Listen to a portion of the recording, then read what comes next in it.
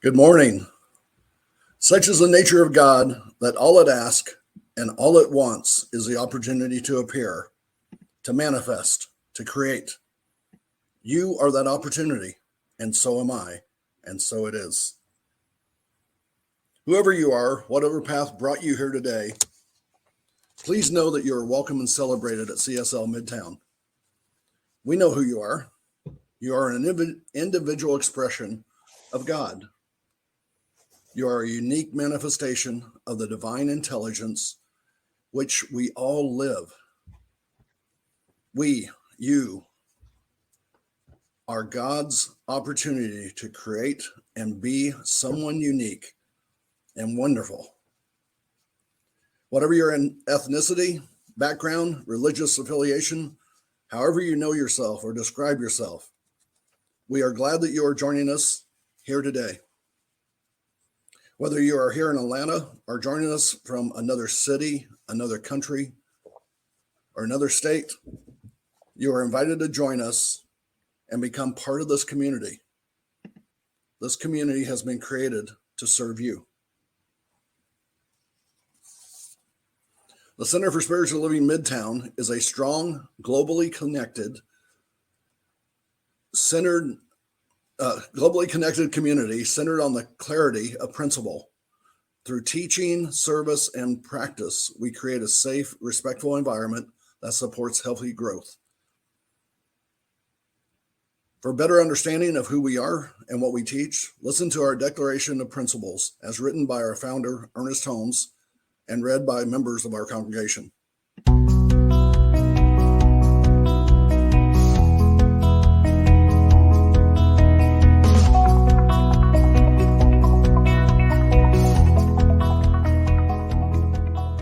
I believe in one God, one absolute power and first cause to all things. I believe that this power is perfect love and creates out of a desire to express love. I believe all thought is creative, and how I choose to think creates my personal experience.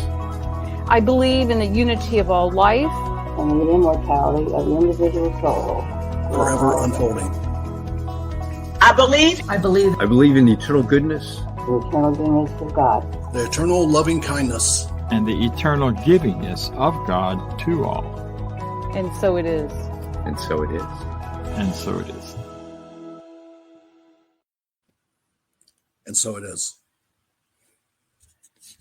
You can find more of the declaration that was written by Ernest Holmes on our website at cslmidtown.org. Here at CSL Midtown and throughout the Centers for Spiritual Living community around the world, we have practitioners who have been trained and have demonstrated the ability to use spiritual practices for themselves and to guide others to bring positive changes in their lives. They are trained and licensed by the Centers for Spiritual Living out of Boulder, Colorado, and they are able to provide you with spiritual guidance and support in those areas which you're looking for assistance in, any aspect of your life. You can find the names of practitioners on the CSL Midtown website. Please look there and look us up. We would be glad to serve you. I am Lee Huffman, and I have the honor of serving as the president of the CSL Midtown Board of Trustees. And more importantly, I am a licensed practitioner of religious science. Today, I've been given the opportunity to serve you as your practitioner and to share some thoughts as well. I will be also giving an affirmative prayer that is called a spiritual mind treatment, which I will talk about more in just a moment. Our founder, Ernest Holmes, created a book called The Science of Mind Textbook. So my reading today includes quotes and a short reading from the textbook. I know that I will follow these readings with a spiritual mind treatment. Ernest Holmes said, "I am guided by the same intelligence and inspired by the same imagination that scatters the moon across the waves and holds forces of nature in its grasp. What this tells me is that the same intelligence and imagination that created everything in the universe, everything that exists, is guiding my life. There is order here, although there are times when I cannot see it because of the chaos in my life. Still, it is here for me to tap into. Ernest Holmes also said, expectancy speeds progress. Therefore, in a continual state of expectancy is where I live. No matter how much good you are experiencing today, expect better, even more good tomorrow. Expect to meet new friends. Expect to meet new and wonderful experiences. Try this magic of expectancy, and you will soon discover a dramatic side to your work, which gives full vent to constructive feelings. Are you expecting good things to happen in your life? If so, you're experiencing a spiritual mind treatment. It's that simple. Are you expecting some bad things to happen in your life? I'm afraid you're experiencing a spiritual mind treatment as well. As we said, all thought is creative, and how we choose to think creates our personal experience. This is all because the universe, or God, sees our thoughts as our expressed desires, and the Creator only knows one answer to our desires. That answer is yes, and so it is. I like Reverend Raymont's breakdown of the universe, which he spoke of a few weeks ago when he was a guest speaker. Many of us use the term universe as another name for God. Reverend Ray said, universe can be broken down into two parts, uni meaning one, and verse meaning the heart of a song. That is what God is, the universe. Everything is one, and we are all the heart of the song. A final quote from Ernest Holmes. All the power of the universe is within you. Feel it, know it, and then act as if it were true. This tells me that the universe and the power of the universe is within each one of us. People ask, what is spiritual mind treatment? Spiritual mind treatment is simply a prayer. It is an affirmative prayer, a prayer that affirms what we desire and what we know God desires for us. Because God's answer to everything is, as I said earlier, yes, and so it is. Spiritual mind treatment, or treatment as we call it, is a treatment of the mind of the person who is speaking it and hearing it and internalizing it within their mind and their heart. If you wish, a treatment spoken by someone else can be taken into your mind and made your own. But this only happens if you accept it through your thoughts. Because as we said a few minutes ago, all thought is creative, and how I choose to think creates my personal experience. The more energy, the more faith, the more emotion that we put into our thoughts, the more that desire has an impression on God, and the stronger it is. So I'll speak this treatment in my own words for the treatment of my mind. And if you choose to accept any part of it as your own, you can internalize these words for yourself, and it will become your treatment, your prayer to God, and God will respond, yes, and so it is. Together through treatment, we will agree, and what we internalize, emotionalize, and think about will manifest, because we know that God's response is yes, and so it is. So let's get into a posture of prayer. You may want to relax your body, open up your arms and legs, put yourself into a posture of receiving everything that the universe has to offer you. Let's take a deep breath and become present in the moment. As you hear this prayer, take any part of it that resonates with you as your own. Think on thoughts and those thoughts will manifest for you. If it doesn't resonate with you, let it go. Know this with me, if you will. There is only one God, one creator, one source, one first cause to all things. There is only one universe. God is everywhere in everything because it created everything. Since God is the only thing, since God was the only thing in the beginning, it had to create out of something, so it had to create out of itself. God is in me. God is in all those within the sound of my voice. God is everything that happens in me, through me, around me, and to me, because it all happens for me. Since God is love, and since God is good, everything is love and good. Since God is sacred, and everything is created out of God, everything is sacred. Today, I know that my world is full of blessings. Today, I am thankful for all that I have and all that I am about to receive. Today, this moment, I can imagine even more. I can imagine an amazing holiday season that gets better and better every hour of every single day. I can imagine a new year in 2024 where everything I desire is attracted to me because I am focused on the positive things that I desire.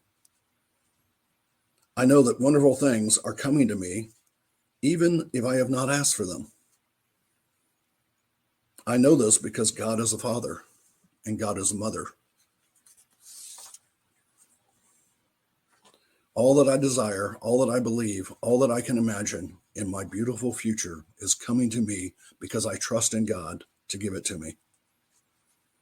Starting this very moment, I am blessed with good health, peace of mind, confidence, security, amazing relationships, abundance and prosperity, a healthy mind, wonderful ideas, and many, many blessings, which are gifts from God. I see this clearly in my mind's eye, and it is manifesting as I repeat these words in my mind and my heart daily. I know that nothing can get in the way of the blessings that I desire because being created out of God, I am an extension of God. So I will remove all negative thoughts that come into my mind. I will swat them away like flies when they come back to me. I will swat them again if they come again. They cannot get in the depths of my mind. They cannot be confused with what God has to offer me in my life, because that is all good.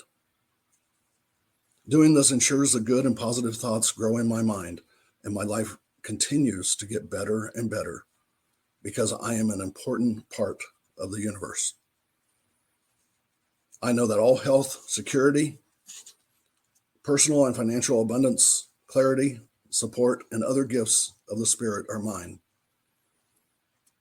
I do not even need to ask for these things because God knows my needs and has been preparing the way for these things to come into my life from the moment I was conceived. I rejoice in all of the blessings I have, as well as those I know that are coming to me. I am truly blessed, and I am completely focused on the blessings, knowing that my focus will bring even more of them to me every day. I know that everything is unfolding as it should. I rejoice and receive all that is mine because I release these words into the universe, and I know that my thoughts are creative and they will create, through God, my personal experience. And together we say, and so it is. So for those that don't know me, I'm Reverend James Peake. I'm coming to you from the foothills of the Rockies here in Colorado, and where we had 8 inches of snow on Friday and current temperatures about 10 degrees. A little different than what'd be going on in Georgia and other places throughout the country. So I'm thrilled to be back here again this week to join you and be a part of your wonderful service. And my talk this morning is going to be on revealing wholeness. And this idea of wholeness sometimes I think gets misconstrued, and people may not be clear on what is wholeness and how does it show up. And if we're not living a life grounded in this idea of wholeness or this reality of wholeness, what can we do about that? And so I'd like to start by making sure that we're clear on a definition. And it's my definition because it's my talk, so I get to define it. But I think there's three foundational pieces to understanding wholeness. And one is, again, that there's one life. I mean, we hear it all the time in all the teaching and all the talks and services. It's really what Science of Mind and other faith traditions are grounded in the idea that there's one. There's one life, there's one God, one spirit, whatever label we use to describe it is what it is. It's one. And as Lee alluded in his introduction to his prayer, it creates out of itself, and yet it doesn't diminish itself. Somehow, it has the capacity to create all that is, all the seen, the unknown, the yet to be, out of itself, and yet without diminishing itself. For it seems to be this infinite, creative resource for itself. And how it does that is really unfathomable to us in our human experience, or I imagine regardless of what the next great beyond may be, that we'll ever be able to, in our personal, our localized expression or experience of life, in whatever form, that we'd be able to fathom the intelligence that the whole life has itself. So what this wholeness really is then, it's the essence that all life must be one, unified, intelligent whole. And of course, that includes each of us. So that's the good news. That's the fun stuff that we get to play with this morning. So we're going to be standing on this platform of wholeness and kind of jumping off. And the first jumping off point I'd like to get into right away. We're not going to dally around a little. If we are whole and complete, and we're of this one life, and we're of this amazing intelligence, why do we suffer? Why isn't every day kumbaya? Well, I think that there's 3 points I'd like to make about this, or 3 ideas I have around why we suffer. And one is that we often believe a false narrative. Now, this is very common in the world. We see this everywhere. A lot of folks believing that they have very little power or control in their own lives, that life happens to them. Life is just a big circumstance. We pay taxes. We have all these challenges. Life basically is just yuck. So that's, an example of a false narrative. But the ones I think that really pull us out of wholeness are narratives such as there's me and there's you, that we're separate. Because anytime there's separation, it easily allows me to dehumanize you. If I'm really, truly living this wholeness, understanding wholeness, recognizing that we are both of this one life, of this wholeness, it makes it very challenging then to dehumanize you, to push you away, or to think of us, us religious scientists, us CSLers, we know what's going on, and those other traditions, they don't have a clue. So any of that type of belief in separation really can take us down this path, or down into a rabbit's hole, if you will, of non-wholeness, of separation. There's also the narrative that of the less than, not enough, I'm only human narrative, where now I'm thinking about my own experience or self, and I've created a narrative in my head that, I'm not good enough, or I can't do this, or life never works out for me. The belief that whatever happened in the past drives the future, which we know in this teaching, since the teaching is based on principle, we know principle has more power and more truth over anything that's happened in the past. That we are free to change our thoughts, change our actions, move into a different mindset, a different perspective of life. And thus we are free to change this idea that we're not enough.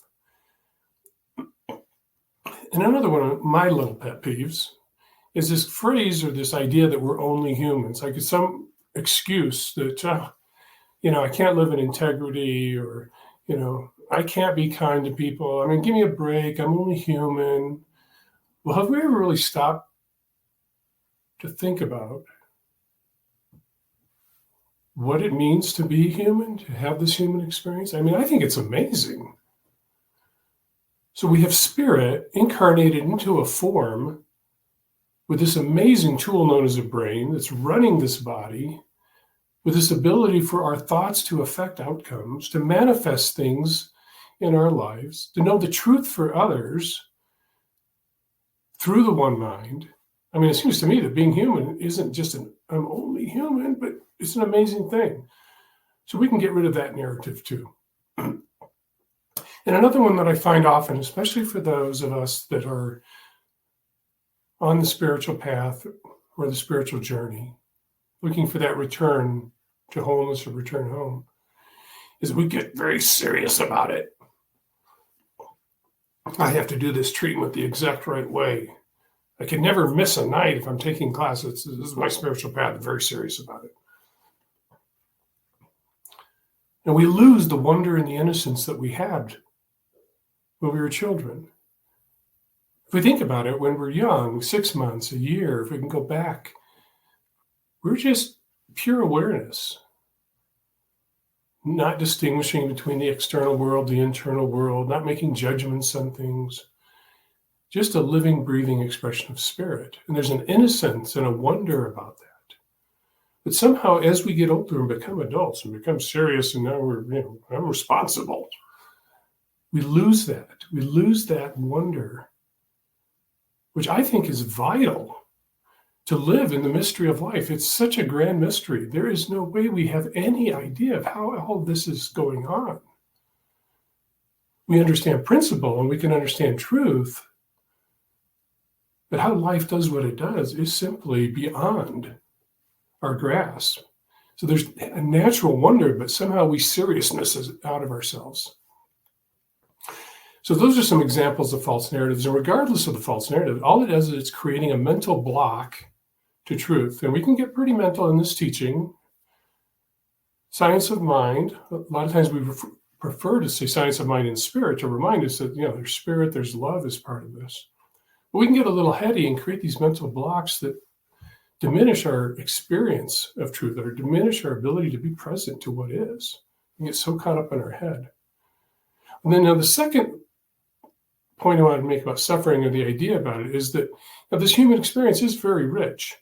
It's also very challenging. And just thinking about loving relationships. Someone would say at our core we're love. And to be honest, I don't believe that.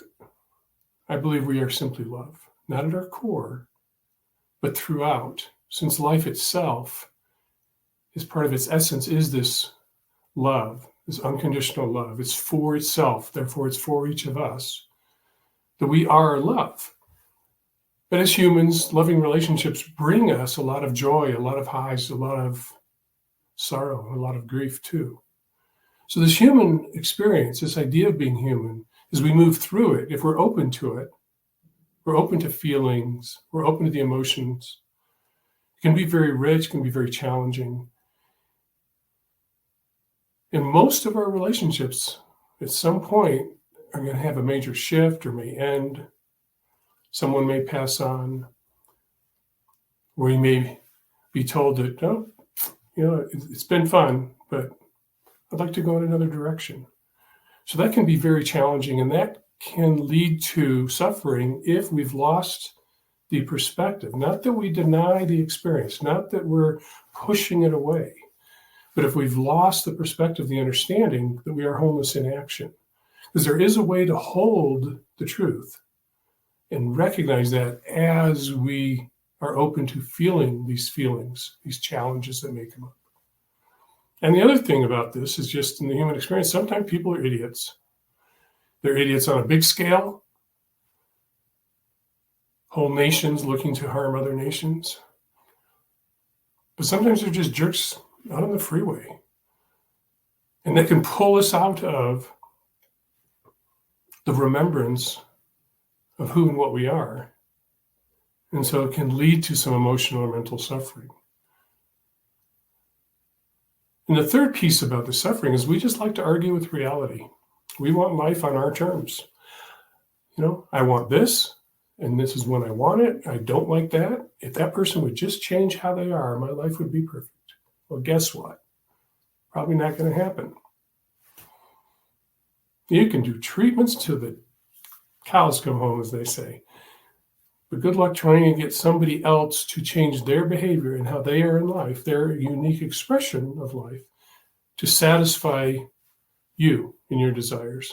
So when we argue with reality, we're really setting ourselves up for some challenges and some suffering. But regardless of how messy life becomes, regardless of any of this, it doesn't change the truth that the essence of wholeness is always there. Sometimes we'll hear the term back of all things. And it's not that it's hiding, but it's just that it's there. It's always there. The foundation is always there of wholeness. Even when we forget, and we may slip into a weakened state where we don't feel any power, we don't feel strong. So how do we forget less often? Well, it's pretty simple, actually. Simple to understand, may not be easy to do. And that's to build our wholeness muscles. We're going to get pumped up this morning. We're going to get strong with wholeness. And I recommend 4 exercises. Now, how many reps you do, how many sets you do, that's up to you. But the first exercise we're going to do is we're going to see wholeness in all and remember all is one. That all, everyone, everything, this technology we're using this morning to come together, to be in this unique space of cyberspace, spiritual cyberspace, it's all life, it's all God. So regardless of what we see in the world, regardless of the choices people are making, even if they're making choices because they've totally forgotten who and what they are, that are harming others, we can remember and recognize that it's all one. That the wholeness of life cannot be cut up, destroyed, taken apart. So another exercise we're going to do is remember that this idea that all is one and all is whole includes the one in the mirror, or this morning, the one on the screen. Sometimes it's very easy to know that everybody else is love, that know that everybody else is God expressed, and yet not know it for ourselves, not know it for the one in the mirror. So we're going to build our muscles by, instead of running and hiding when things get challenging, remember and sense back into that wholeness.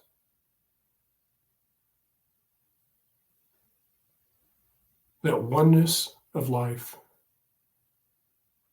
That spiritual creativity and love that God is. Because we haven't forgotten it. We are it. We cannot not be it. And within our being, there's a remembrance. Spirit knows itself. And that can't be lost.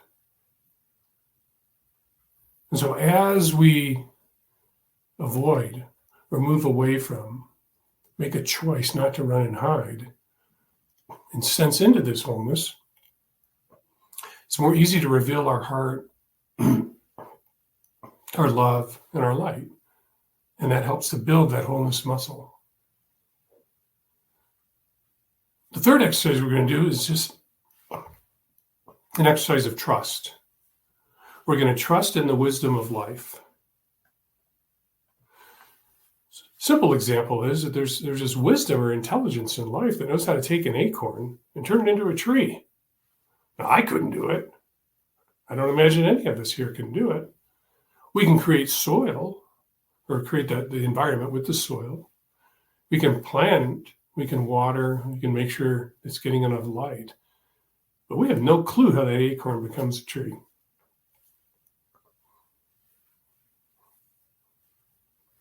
Life knows. Life knows how to do that. One that I like to think about, because it just blows my mind regularly, is just this whole idea of a solar system. All these planets. The planets itself are amazing.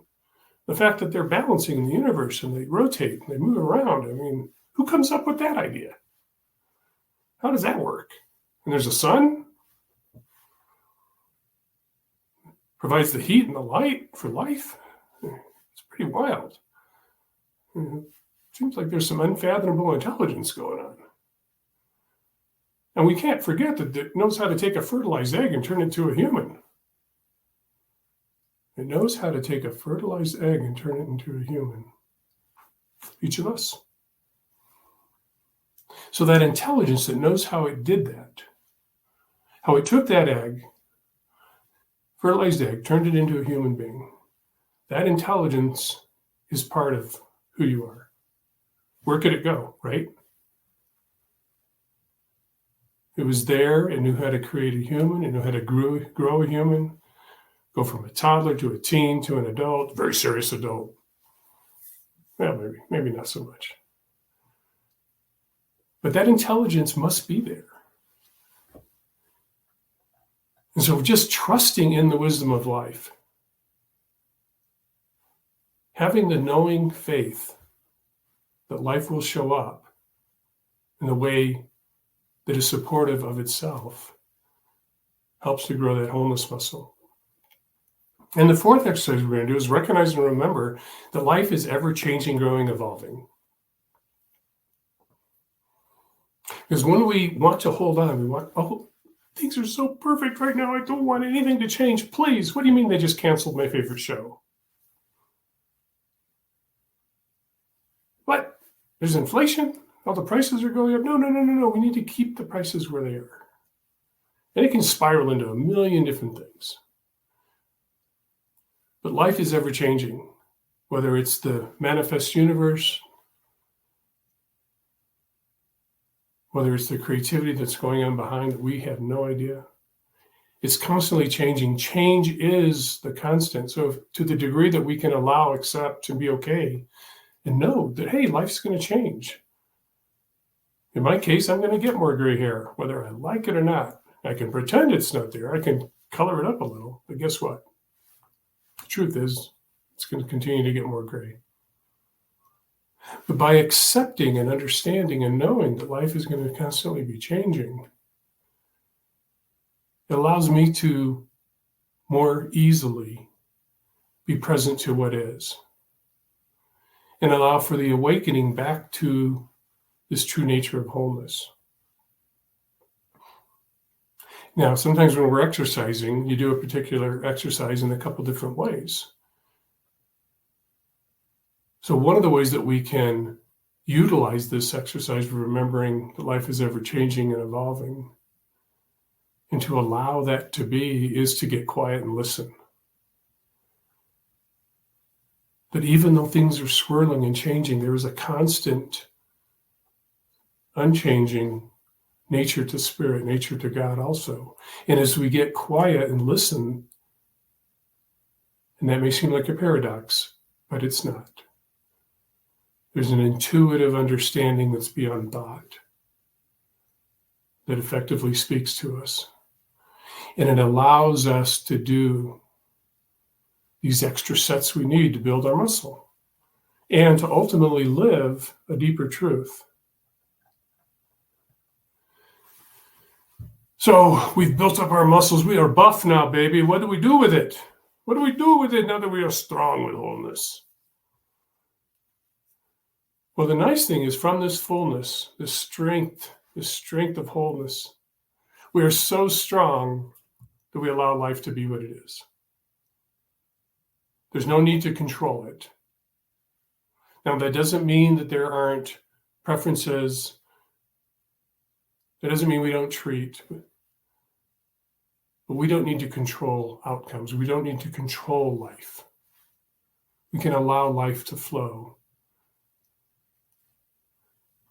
We can allow for a deep acceptance of what is without judgment. That doesn't mean we sit idly by if we see something in the world that we'd like to move in a different way, and I'll get to that in a moment. But we can move into a deep allowance for life. And in that space, we can more easily determine what we're for In other words, what's the call of our heart? If we slow down, maybe do one less latte a day, a little bit more meditation, maybe walk in the woods, we can start to more easily sense into the call of the heart. Where does our spiritual energy want to go? We can root in this idea that Dr. Holmes put forth of being for something and against nothing. Because there's power in being for something. That's the creative nature of life. That's the yes. And when we're against something, again, it takes more energy. We're putting up a barrier. I don't like that. It leads to suffering. Doesn't lead to positive change. And so this can be confusing sometimes. So I have a few examples for us this morning. So are you for functional families rather than against gang violence? We can be against violence, and our against energy really isn't changing anything. It's pointing out that we're against it. But if we can be for positive change, bring our energy there, wherever we're called to do, whatever the work is we're called to do, we are then aligning with that creative nature of life. We're aligning with that power. We're not simply just pushing back against a demonstration in the physical realm. So would you rather be for humankind thriving and living in peace or against war?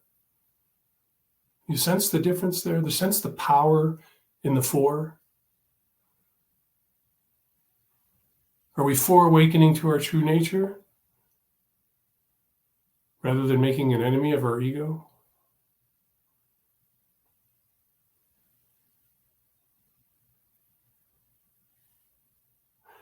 When we have this strong wholeness muscle, this strong understanding,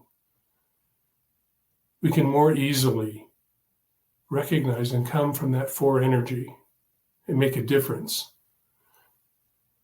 rather than just being another one who is fighting against something, which doesn't lead to real change. Because there's more going on in the world than just the physical thing that's on display.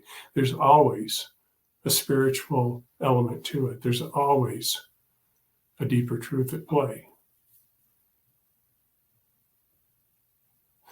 The last thing that this muscle allows us to do is be real. Because at the end of the day, the lived experience of truth is rather easy. It's the stories that we tell ourselves. It's the lies we believe. It's the perceived less than that gets in the way. But if I just live my deeper truth, it's actually a rather easy and simple way to live. Grounded in spirit, being wholeness, being love, if we allow it. So the invitation this week is, rather than turning away and hiding, dive into your wholeness, your goodness, and allow the natural joy and innocence to come forth and lead the way. So I invite you to join me in prayer now. If you're comfortable closing your eyes, feel free to do so. What I'm present to is the joy of creativity, of power, and of love that this one life is. It must be so. There's no way to divide itself. It must be wholeness. It must be a unified presence, intelligence, love. There is no place that this thing called life, this thing called God is not. It's not simply in us. It is who and what we are. It doesn't simply move through. It expresses as. And so as there is this one life, it must be true that each and every one of us here this morning in cyberspace, those that will listen later, must be of this one life, that unfathomable intelligence is who and what we are. That infinite capacity for love, compassion, generosity, kindness, creativity, beauty must be an aspect of who and what we are. We cannot know beauty, recognize it, if we aren't it. And so I claim this morning and know the truth that as each and every one of us allows for a deeper walk, a deeper expression of the truth that is looking to express in our experience, in our actions, in our relationships, in our finances, that as we allow a greater truth to come forth, we live that truth. We are a light and a beacon for those that may have forgotten, those that may be trapped in their own story of less than, of not enough. But there's an intuitive knowing as we walk this path that others sense the truth that they are. But there's an opportunity here today, tomorrow, next week, next month, next year after year, to continue to show up as wholeness, as love. Not only for our own experience, which is grand, which is wonderful, which is full of awe and excitement and innocence, but also to support those who have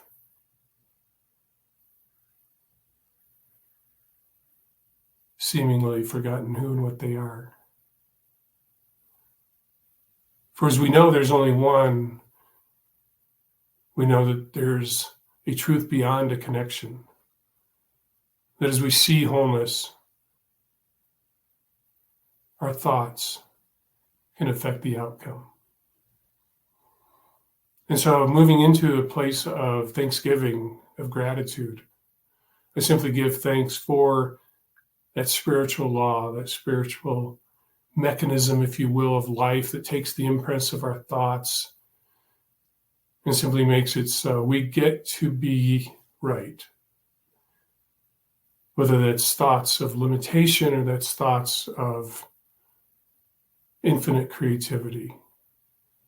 And so as we move now into this time of release, letting this treatment go, I know that there is nothing I have said, there's nothing we have thought or felt that has changed anything about God, for it is the unified whole, creativity, the love and the intelligence. But we have recognized and understand the truth, thereby opening the door to living that truth. And so I just declare it to be done. We let this treatment go by simply anchoring and saying together, and so it is. Namaste. Namaskar. Thank you, Reverend Peak. What an awesome talk this morning, bringing who we are as a spiritual being into this reality. And for those of us that share this every week, we know these are awesome talks. This is great spiritual food for us. And it gives us an opportunity to give back to the center, to keep these talks coming to each of us every day, well, every week. So with that, I would like to put up our affirmation of prosperity and where you can donate. You can donate online at cslmidtown.org/donate, or click on the QR code and it'll take you right there. Now, our affirmation of prosperity. I live in a universe of abundance. As I freely and joyfully give, I join in the divine flow, and all that I share with life returns to me multiplied abundantly. And so it is. And now I'll turn it back to Lee for some announcements and close us out. Thank you, Reverend James, and thank you, Vance. Thank you to the whole team that puts all this on, and to the transition team that's doing such good work right now. It is amazing what the center is doing, and I want to thank all the people that are watching and that are here enjoying these talks and getting inspired by these talks, knowing what the universe has for us. There are some announcements right now, or right after this talk. Reverend James and Vance and several other people, many of you will be on the Zoom link And if you want to get on the Zoom link, get into our website at cslmidtown.org, scroll down about half a page, and there's a Zoom, and you will want to put in the code. So note the code before you click the link, and that code will take you directly to the service. Now, that's only for the live service that's going on right now. We won't be there if you're watching this later on YouTube or Facebook or something like that. But it's a good talk, a good chance to talk more with the guest minister about this topic. So also coming up, the Boost Online is Tuesday from noon to 12 noon to 12:30. And you get to it the same way. Go on the website, go down to the Zoom link, click on it. There'll be a practitioner there. It's an open discussion in the middle of the week when we all need it. So it's a great time to get together. Every Sunday, there is a study group at 10 o'clock, again on the Zoom link. And it's a great talk about various books that we work through at different times. But you don't need to read the book to come in and learn about it and listen and contribute. It's a great talk led by the practitioners. And then back here next week, we will be online at 11 a.m. again. So good things happening at CSL Midtown. We continue to work with the transition team. We're taking a little bit more relaxed here in December. But at December, I want to remind everybody, is a good time to give to your center. And we could definitely use the contributions, and the ongoing support is definitely appreciated. We're looking at new things coming on next year with more guest speakers. And then we're starting the process of looking for a full-time minister here at CSL Midtown. And so that's all going well. Today, we have a better understanding of what life is about. So I think we can have a closing affirmation that talks about that. And our closing affirmation will come up on the screen here. There we go. I leave this place now knowing something better than I knew before. I go forth into the world with a heart full of love and a mind full of good sense. I look at the world in a greater way, knowing that I have within me everything that I need to create the life that I desire. I give thanks for this understanding, and I am grateful for the spirit of life that lives through me. And so it is. Thank you all.